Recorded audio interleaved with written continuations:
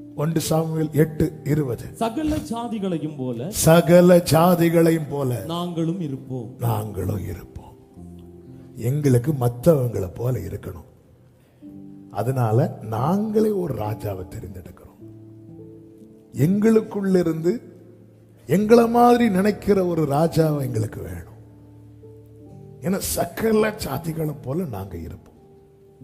கர்த்தர் ராஜாவா இருந்த போது இவர்கள் எப்படிப்பட்டவர்களா இருந்தார்கள்?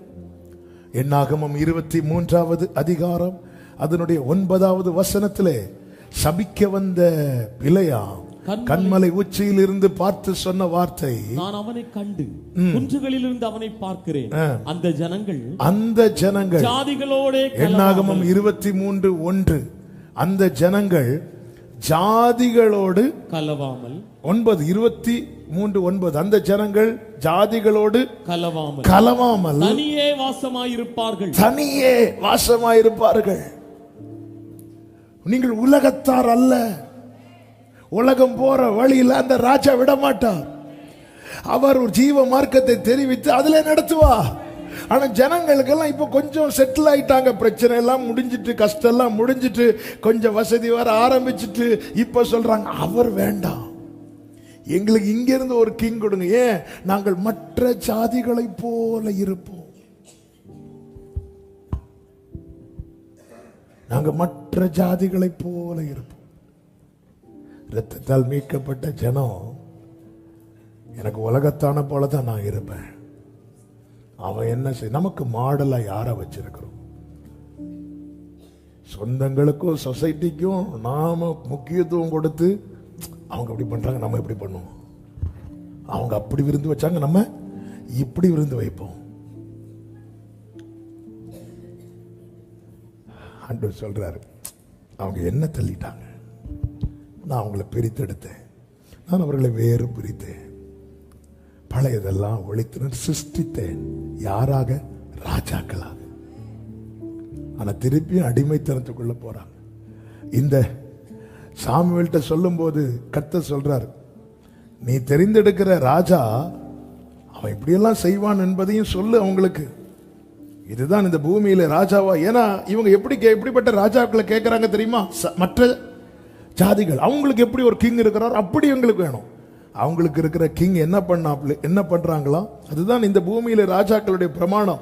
1 சாமுவேல் 8வது அதிகாரத்துல ஆமென், நானே வாசிக்கிறேன் 11. உங்களை ஆளும் ராஜாவின் காரியம் என்னவென்றால், தன் ரதத்துக்கு முன் ஓடும்படி அவன் உங்கள் குமாரரை எடுத்து தன் ரத சாரதிகளாகவும் தன் குதிரை வீரராகவும் வைத்துக் கொள்வான்.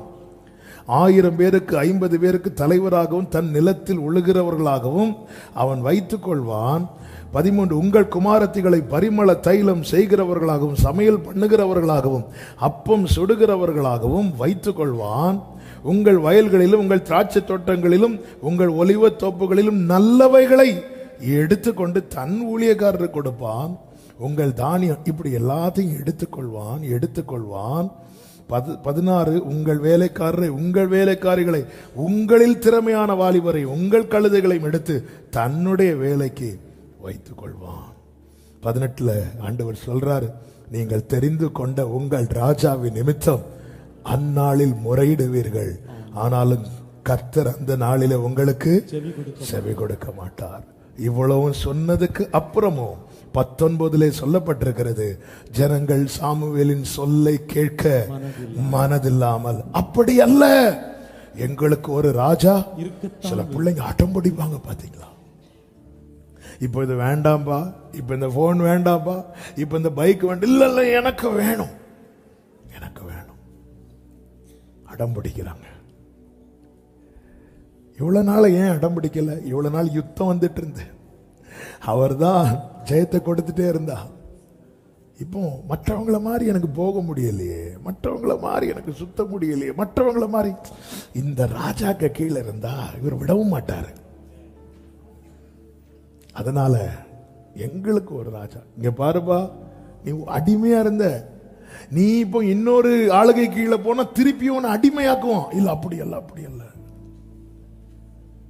அதாவது இன்று புசிப்போம் குடிப்போம் நாளை சாவோம் என்கிற மனநிலை, நித்தியத்தை குறித்த நோக்கத்தை இழந்து ஜீவ மார்க்கத்தை குறித்த எண்ணத்தை அற்று இப்போ இருந்துட்டு எண்ணத்தை உண்போம், எண்ணத்தை உடுப்போம், எண்ணத்தை குடிப்போம். கவலை, இந்த கவலையெல்லாம் என்ன செய்யும்னு தெரியுமா? அது முட்களா எழும்பி வசனம் வளராதபடிக்கு நெருக்கி போட்டுரும். ஒரு பலனும் பார்க்க முடியாது. நம்முடைய வாழ்க்கை பலனை பார்க்க போய்கொண்டிருக்கிறோம்.